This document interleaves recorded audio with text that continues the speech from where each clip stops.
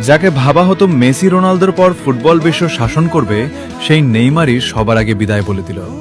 একসময় মনে হতো আগামী প্রজন্মের সবচেয়ে বড় সুপারস্টার হবে নেইমার। ব্রাজিলের কোটি কোটি ভক্তের সবচেয়ে বড় স্বপ্নের নাম ছিল নেইমার। কিন্তু ভাগ্য যেন তার জন্য অন্যরকম গল্প লিখে রেখেছিল। মেসি আর রোনালদোর নামের পাশে যে নামটা সবচেয়ে বেশি উচ্চারণ হতো, আজ সেই নামটাই নীরব হয়ে গেল।